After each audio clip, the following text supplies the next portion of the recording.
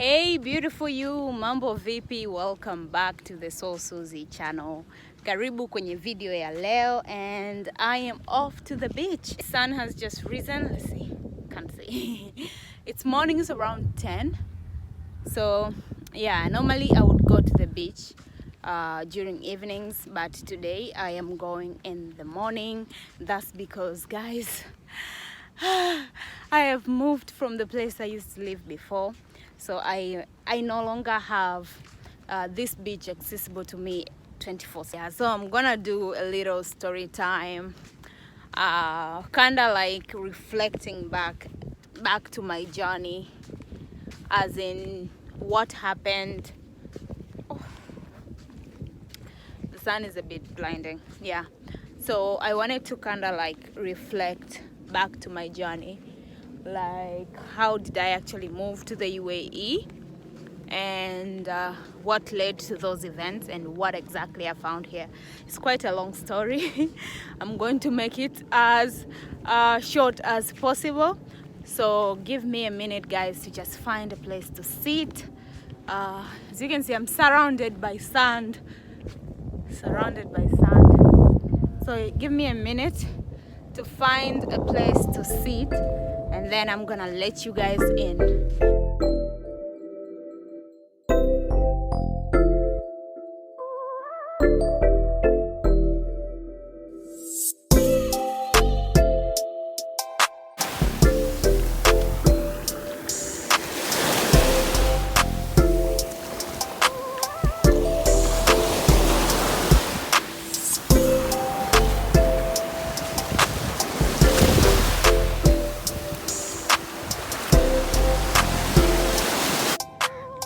Forgive me, guys, if the audio quality is not the greatest.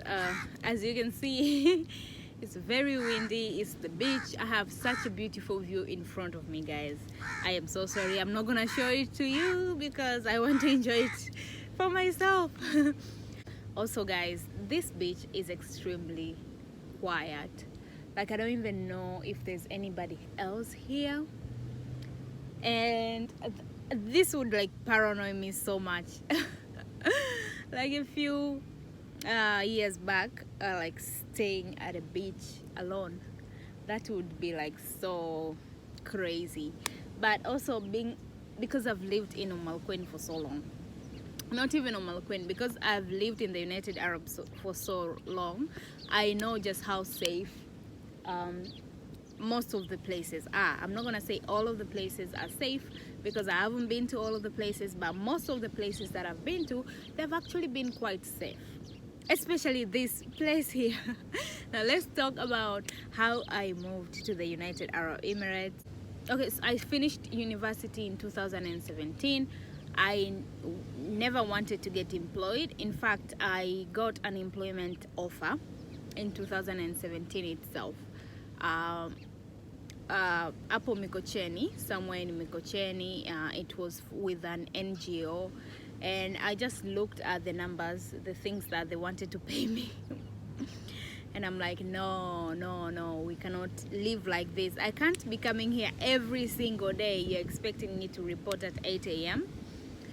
Leave at whatever time you guys say, and you're paying me this amount. So that's not gonna work. I declined the offer. The woman is just like, okay.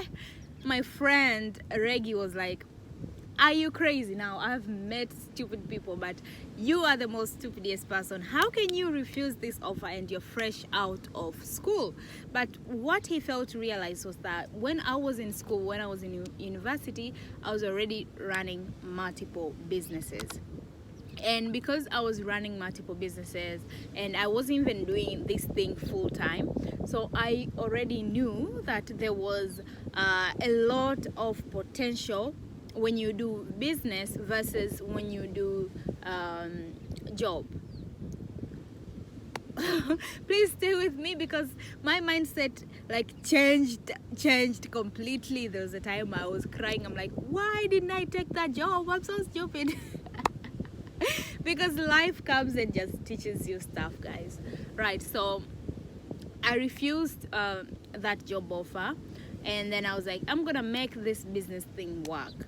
And at the same time, I stopped doing one other business that I was doing that was bringing me income. So I lost that income to concentrate full-time in doing my furniture business. So I stopped everything to focus on that business. I did everything that people do when they do businesses. I started a company. It was already started, but I kept on with that company. I registered an office. I started a workshop, bought machine, blah blah blah blah blah. And by 2018, towards the end of it, the business collapsed. It was in shambles. I was struggling so much. There were days when I wouldn't have money for food, so I would go to the office, and then Mama Ntilie would come, and I would just like get ugali and dagaa, and I would just tell her, can I pay tomorrow please? And that's like 1,000 Tanzanian shillings. So you can just imagine the state I was on. I didn't have that money. I would eat in Mama Ntilie's places, but I wouldn't have money. I would wait until I like sell one thing to pay all my things. But I was kind of like, okay, everything is okay. But then to like December 2018, one of my relatives, I used to live with her, she was pregnant at that time, and she was about to give birth.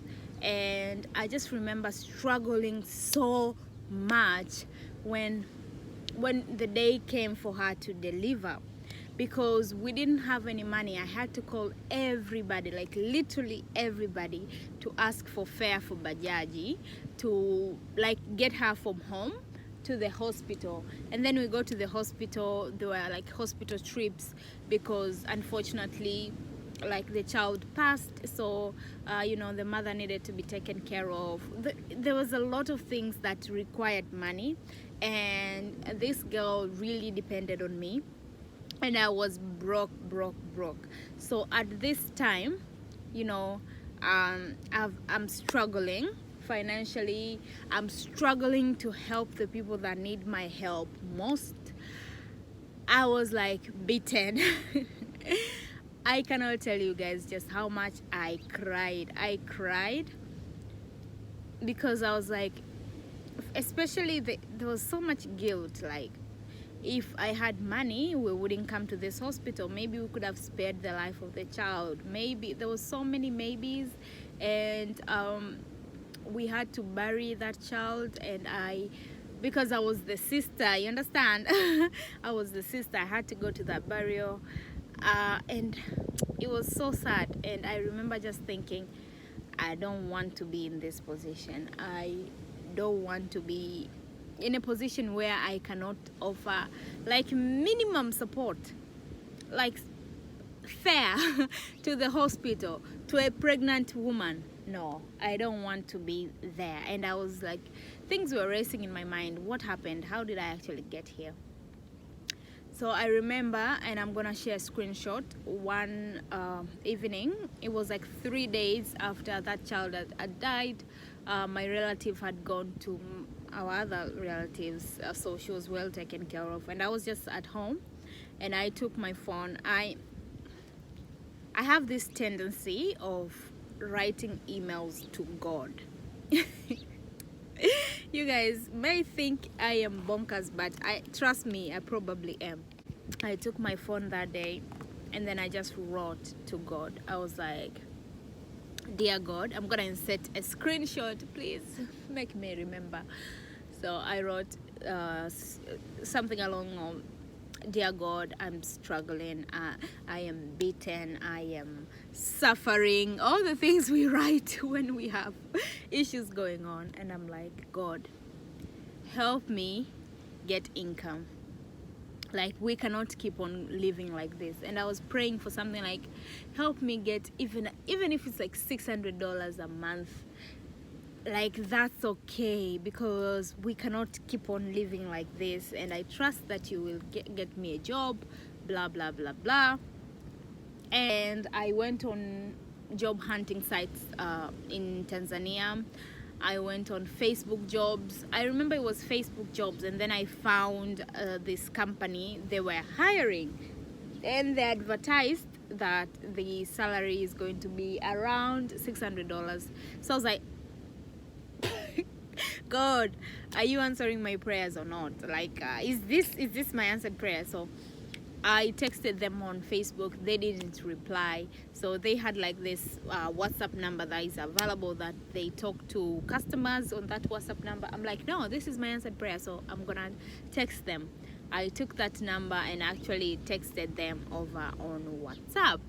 And then this man was like, it was almost New Year's, it was like 30th. This man was like, are you free to meet me tomorrow? The next morning was a Sunday. Are you free to meet me tomorrow at around 12? I'm like, oh, tomorrow is a Sunday. Like, which company calls you on a Sunday to interview you? But I had so much faith. I'm like, I'm going to go. So I told my mom. My mom was just like, be careful. Who the hell calls a person on an interview on a Sunday? By the way, guys, if I wasn't desperate, that would have been a red flag. Right now, if somebody calls me for an interview on a Sunday, I probably won't go, because you're not serious. Like that, it just doesn't work like that. Especially if Sunday is a holiday, like it was in Tanzania. So I got there. They asked me like what I've been doing. I shared. You know, by that time you're like, oh, I was running a business, but where is the evidence? So you have nothing to show, that you have been working. It's almost like you finished school and you're just sleeping. Life was good, but in reality you've been working, you've been selling, you've been marketing, you've been producing, you've been leading people, but there's nothing to show for it. But I thank God, because this man just looked at me and he's like, but you are applying to become a trainer. And I'm like, yeah, I can train. I've been training. I can train people. He's like, but you don't have HR background. I have like computer engineering background. I'm like, no, it's okay. I can train people. He's like, I can hire you, but I'm not going to hire you for that position. I'm going to hire you for another position. By that time, I'm just like, okay, whatever it is, just hire me, please. And he's like, yeah, you can come tomorrow morning at the office to take the contract. Is that it? Is that like the interview? Yes. The salary was even lower than the one I had refused when I finished university. It was extremely low. But at this point, I'm just like, I asked God for income. I'm gonna run with it. I work there for some time, and then a trip comes, and they're like, oh, why don't Suzy go? So I'm supposed to go to this other country. That trip is cancelled, so I come to Dubai. Huh? This boss of mine is like, Susanna, you're gonna go to Dubai, but mind you, my passport had expired. I don't have a passport. So I started asking God again. Guys, I'm gonna insert that email clip. I started asking God again, God, please help me get my passport. Like, I want to go to this Dubai thing. I go to start renewing my passport. They're like, you need to have national ID. Guys, I don't have national ID. When I tell you, I was too busy with the business to take care of myself. Now, if you're getting something here, guys, be ready. Prepare yourself. A miracle can happen anytime. And if that miracle involves you traveling, get your passport ready. Get your national ID ready. So I didn't have my national ID. They were like, getting national ID. By that time, it was so hard to get national ID. You had to wait so long, because like they were rolling out the NIDA cards. So this man is like, I can't help you with your passport. What I can do is help you, give you a number of a girl that works at NIDA, and she's going to tell you everything that you need to kind of like get your national ID. So I call her. I'm like, hello, I need my national ID, blah blah blah. And the girl is like, give me your name, your last name, and your date of birth. So I like sent her those information, and she replies, she goes, oh, but you have your national ID already, we already printed it. When? When? I tell you I don't have my national ID and you're telling me I have my national ID. She's just like, yeah, you do. I'm like, where is it then? She's like, oh, it's in Ubungo, and you just need to go Serikali za Mitaa and you get your national IDs there. Huh? Me, I jump into the boda.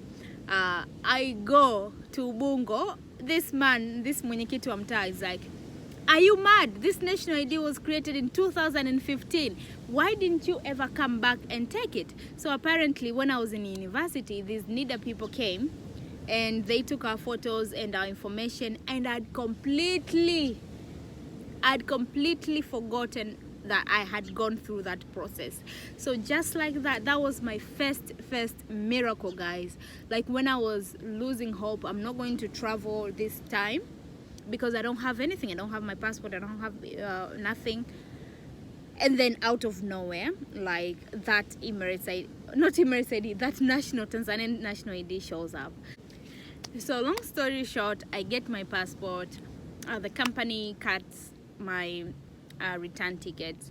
I get to the United Arab Emirates. Now, I was staying for a very long time. I was attending 2 major expos, like 2 major exhibitions. So, and they were like a week apart. So I was staying in the United Arab Emirates for like 2 weeks and some days.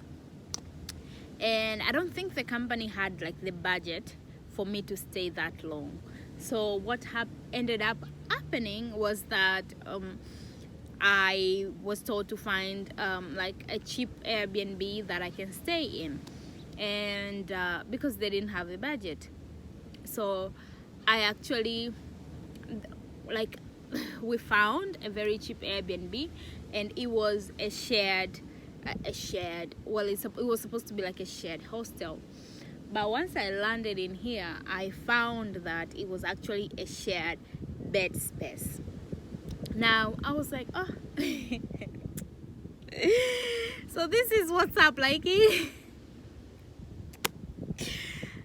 Kiukweli nilipatwa na mshangao. Kama haujawahi kufika Dubai, au kama umeshawahi kufika, haujawahi ku experience hizo vitu zinaitwa bed space, unaweza ukahisi sijui what's going on. Lakini nilifika kwenye bed space, na baada tu ya hiyo shock, like once the shock dried, naona na mixed languages. Once you reach bed spaces, unaanza ku mix languages. So like after that shock worn out, I actually embraced that period that I was in. I actually loved the place. I ended up meeting in that bed space really nice people, and it became my miracle number 2. Like number 3 now, we're counting miracles. That became my miracle number 3. Number 1 is I got a job after praying. Number 2 is that I got a passport. Number 3 is that I ended up in this place. The owner of the place was so nice. The people in there were brilliant. They were amazing. They were working. That's when I discovered that people in that bed space were actually working in United Arab Emirates. I mean, I came as a visitor, but some of them were just working, and they were getting good money, but they wanted to save. They didn't want to live fancy. Unaishi fancy kwenye nchi za watu, like una expect nini?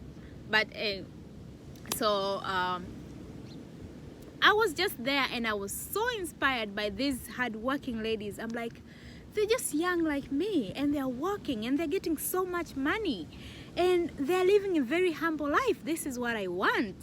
So, and when I remember back home, I'm getting paid peanuts. I'm being sent abroad to live in crazy conditions, and I'm like, that's not gonna be for me. That was like 2 months into the job. So I did whatever I was sent here to do, guys. I went back home and wrote my resignation letter. I gave it to my boss. My boss was just like, what's going on? Why are you quitting? like, what's going on? Tell me what's going on. I'm like, no, it's okay, I just want to quit. But deep down, what was going on was that I wanted to quit that job and move to Dubai. Like, I saw these girls, they were so hardworking, they were taking care of their parents, they were taking care of their siblings. And then I'm like, I'm the same age, like, I can literally work. Like, I want to come back here and work. So I quit that job, guys. And I go home and I tell my dad, Dad, I quit my job. My dad is like, Mungu wangu huyu mtoto. My mom is like, so what do you want to do? I'm like, I want to move to Dubai. It's like, wewe. Unasikia hizo stories zote watoto wa Uarabuni wanafanywa, especially ukiwa Mwafrika sio nini. Mimi ningasema, I don't know where you guys had those stories. Me, I went and I found people working, people are just living their lives, they're getting good money. So that's exactly what I want to do. So then when I came the first time, like, everything was paid for me. My visa was paid for, my ticket was paid for, my accommodation, although it's bed space, it was still paid for. But now I wanted to come on my own. And guys, everything was so expensive. The plane ticket was expensive. Okay, it isn't expensive. It isn't expensive to come to the United Arab Emirates. But for me, at that time, if you tell me this money, I will be like, Mungu wangu napata wapi? So I decided to sell everything, guys. I sold everything. I sold my bed, my sofas, my fridge, jiko, vijiko, sahani, everything. I sold to these people who were buying like second hand from me, and it still wasn't enough. So after selling that, I only got money for visa. So I took a 3-month visit visa, and then I got also money for 1 month of bed space. So I went back home to plead to my parents. I'm like, please guys, please support me. So I remember, I don't think I've paid them back up today. Like, I remember they had to take money, they had to borrow from some places. I don't know where they got the money, but they're like, okay, we're going to borrow in this vyama sijui vikoba, and you can come take. So that's how I got my ticket, because I needed like a return ticket. You have to show that you're going and you're coming back, otherwise they're not letting you kwenye hiyo Dar es Salaam airport. Yeah, so once I got my ticket, I got my visa, nina hela ya 1 month to stay bed space. That's all I had. I think I had like an extra 200 dirhams za kula or something like that, because food is cheap. Food is cheap. Like, sleeping only, that's the problem. Like, where to sleep, that's the problem. But food is cheap. So I got myself to the airport. I got to the airport, I'm checking in. This man is calling me. Njoo msichana njoo. I go there. He's like, unaenda wapi? Kufanya nini? Blah blah blah. There were so many questions. They were interrogating me. They're like, haturuhusu wasichana kwenda kuwa house girl huko. I'm like, what is wrong with you? Kwa nini? Kwa nini uruhusu wasichana kwenda kuwa house girl? Na nani amekwambia mimi naenda kuwa house girl? It was such a terrible experience. I don't know why Dar es Salaam airport is like that. It happened to me not once, not twice. Each time I'm coming back in, like, they just start wanakuuliza maswali haya make sense. Unaenda kufanya nini? Tuonyeshe. So, but because they asked me the first time that I came, I prepared my documents za uongo hapo. Nikasema naenda kwenye exhibition, sijui naenda I'm a sales executive. Nikaonyeshana makaratasi. They were like, okay, when are you coming back? Nikaonyeshana ticket. They're like, okay, sawa. Go and then come back. Nikaenda ikawa moja kwa moja. Nikaingia kwenye hiyo ndege ikawa moja kwa moja. Mimi sio sales executive. In fact, I was just coming to look for a job. But I knew because there's this other girl. She actually mixed her Oman Air plane because of this man asking questions. Like, Tanzanian authorities, if somebody knows anybody kwenye Tanzanian airport authority, stop making it hard for us. Like, what's wrong? What's wrong with the person just going outside? It's a free world. What's wrong with the person going outside? Like, mmepitisha kwenye mashine, mmekagua mizigo yangu. What else do you need to know? I'm just going to look for life. Anyways, so that's how I actually got to the United Arab Emirates. I got here and the job hunt began. Yeah, I think this video is going to be too long.